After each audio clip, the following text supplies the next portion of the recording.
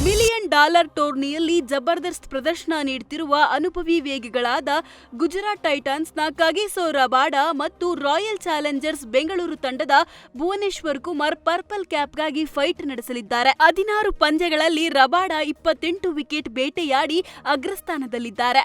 ಮತ್ತೊಂದೆಡೆ ಭುವಿ 15 ಪಂದ್ಯಗಳನ್ನ ಆಡಿ 26 ವಿಕೆಟ್ ಪಡೆದು 2ನೇ ಸ್ಥಾನದಲ್ಲಿದ್ದಾರೆ.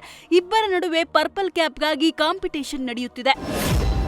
ಅಮೆರಿಕದ ಅಧ್ಯಕ್ಷ ಡೊನಾಲ್ಡ್ ಟ್ರಂಪ್ ಮಗಳು ಟಿಫಾನಿ ಟ್ರಂಪ್ ಮತ್ತು ಅವರ ಪತಿ ಇತ್ತೀಚೆಗೆ ಭಾರತದ ಪ್ರಸಿದ್ಧ ಪ್ರವಾಸಿ ತಾಣವಾದ ಆಗ್ರಾದ ತಾಜ್ ಮಹಲ್ಗೆ ಭೇಟಿ ನೀಡಿದ್ದಾರೆ. ಈ ಭೇಟಿಯಿಂದಾಗಿ ಜಗತ್ತಿನ 7 ಅದ್ಭುತಗಳಲ್ಲಿ ಒಂದಾದ ತಾಜ್ ಮಹಲ್ಗೆ ಮತ್ತಷ್ಟು ಮೆರುಗು ಬಂದಂತಾಗಿದೆ. ಟಿಫಾನಿ ಮತ್ತು ಅವರ ಪತಿ ಅಲ್ಲಿನ ಅತ್ಯದ್ಭುತ ವಾಸ್ತುಶಿಲ್ಪ ಹಾಗೂ ಪ್ರಕೃತಿ ಸೌಂದರ್ಯವನ್ನು ಮನಸಾರೆ ಸವಿದಿದ್ದಾರೆ.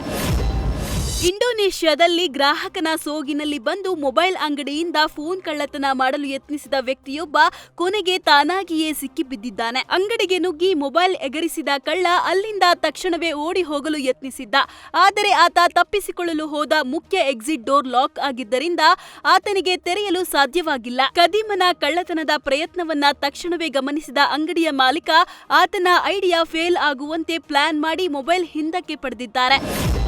ಹೋಟೆಲ್ನಲ್ಲಿ ಗ್ಯಾಸ್ ಲೀಕ್ ಆಗಿ ಸಿಲಿಂಡರ್ ಬ್ಲಾಸ್ಟ್ ಆದ ಘಟನೆ ವಿಜಯಪುರ ಜಿಲ್ಲೆ ತಾಳಿಕೋಟೆ ಪಟ್ಟಣದ ಹನುಮಾನ್ ಗುಡಿ ಬಳಿ ನಡೆದಿದೆ. ಕುಂಬಾರ್ ಹೋಟೆಲ್ನಲ್ಲಿ ಸಿಲಿಂಡರ್ ಬ್ಲಾಸ್ಟ್ ಆಗಿ ಬೆಂಕಿ ಹೊತ್ತಿಕೊಂಡಿದ್ದು, ಹೋಟೆಲ್ ಮಾಲೀಕ ಶಕೀಲ್ ಬಸೀರ್ ಬತಗುಣಕಿ ಗಾಯಗೊಂಡಿದ್ದಾರೆ. ಮೂವರಿಗೂ 70% ಸುಟ್ಟ ಗಾಯಗಳಾಗಿದ್ದು, ಖಾಸಗಿ ಆಸ್ಪತ್ರೆಗೆ ದಾಖಲು ಮಾಡಲಾಗಿದೆ. ಸ್ಥಳಕ್ಕೆ ಬಂದ ಅಗ್ನಿಶಾಮಕ ಸಿಬ್ಬಂದಿ ಬೆಂಕಿ ನಂದಿಸಿದ್ದಾರೆ.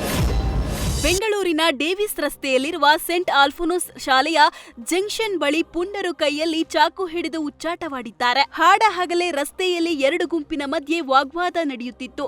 ಈ ವೇಳೆ ಯುವಕನೊಬ್ಬ ಸಾರ್ವಜನಿಕ ಸ್ಥಳದಲ್ಲೇ ದೊಡ್ಡ ಚಾಕು ಪ್ರದರ್ಶಿಸಿದ್ದಾನೆ. ಯುವಕನ ಪುಂಡಾಟ ವಿಡಿಯೋ ವೈರಲ್ ಆಗಿದ್ದು, ಸಾರ್ವಜನಿಕರು ಸೂಕ್ತ ಕ್ರಮಕ್ಕೆ ಆಗ್ರಹಿಸಿದ್ದಾರೆ.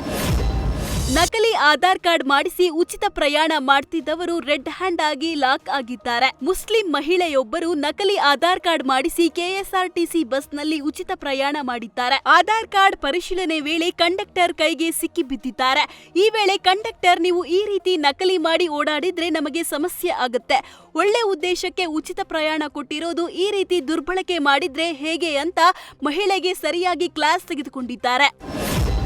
ಮನೆ ಮೇಲೆ ಬೃಹತ್ ತೆಂಗಿನ ಮರ ಬಿದ್ದು ಸಂಪೂರ್ಣ ಮನೆ ಜಖಂ ಆದ ಘಟನೆ ನಡೆದಿದೆ. ಮೈಸೂರು ಜಿಲ್ಲೆಯ ಪಿರಿಯಾಪಟ್ಟಣ ತಾಲೂಕಿನ ಬೆಟ್ಟದಪುರ ಗ್ರಾಮದಲ್ಲಿರುವ ಮೊಹಮ್ಮದ್ ಜಮಾಲ್ ಎಂಬವರ ಮನೆಗೆ ಹಾನಿಯಾಗಿದೆ. ಘಟನೆ ವೇಳೆ ಮನೆಯಲ್ಲಿದ್ದ ಮುನಾವರ್ ಎಂಬವರಿಗೆ ಗಂಭೀರ ಗಾಯವಾಗಿದ್ದು, ಹಲವರು ಪ್ರಾಣಾಪಾಯದಿಂದ ಪಾರಾಗಿದ್ದಾರೆ. ಡಿಕೆ ಶಿವಕುಮಾರ್ಗೆ ಪಕ್ಷದ ವರಿಷ್ಠರು ಅವಕಾಶ ಕೊಡ್ತಿರೋದು ಖುಷಿ ತಂದಿದೆ ಅಂತ ಶಾಸಕ ಸಿಪಿ ಯೋಗೇಶ್ವರ್ ಸಂತಸ ವ್ಯಕ್ತಪಡಿಸಿದ್ದಾರೆ. ಡಿಕೆ ಶಿವಕುಮಾರ್ ಅವರ ದಶಕಗಳ ಪರಿಶ್ರಮಕ್ಕೆ ಫಲ ಸಿಕ್ತಿದೆ.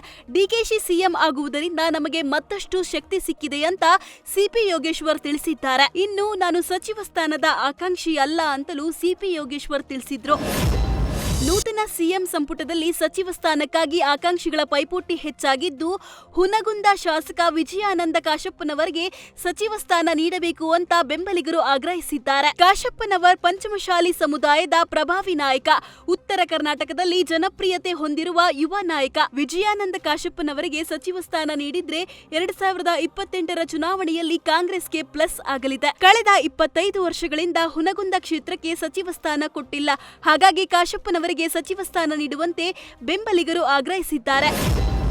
ಡಿಕೆಶಿ ಪರಮಾಪ್ತ ಶಾಸಕ ಶಿವಗಂಗಾ ಬಸವರಾಜ ಅವರಿಗೆ ಸಚಿವ ಸ್ಥಾನ ನೀಡುವಂತೆ ತಾವರೆಕೆರೆ ಶಿಲಾಮಠದ ಪೀಠಾಧ್ಯಕ್ಷರಾಗಿರುವ ಡಾಕ್ಟರ್ ಅಭಿನವ ಸಿದ್ದಲಿಂಗ ಶಿವಾಚಾರ್ಯ ಶ್ರೀಗಳು ಬೇಡಿಕೆ ಇಟ್ಟಿದ್ದಾರೆ. ದಿವಂಗತ ಜೆಎಚ್ ಪಾಟೀಲರ ನಂತರ ಚನ್ನಗಿರಿ ಕ್ಷೇತ್ರಕ್ಕೆ ಸ್ಥಾನಮಾನ ಸಿಕ್ಕಿಲ್ಲ. ಹೀಗಾಗಿ ಚನ್ನಗಿರಿ ಕ್ಷೇತ್ರದ ಯುವ ಶಾಸಕ ಶಿವಗಂಗಾ ಬಸವರಾಜ್ಗೆ ಸಚಿವ ಸ್ಥಾನ ನೀಡುವಂತೆ ಡಾಕ್ಟರ್ ಅಭಿನವ ಸಿದ್ದಲಿಂಗ ಶಿವಾಚಾರ್ಯ ಶ್ರೀಗಳು ಆಗ್ರಹಿಸಿದ್ದಾರೆ.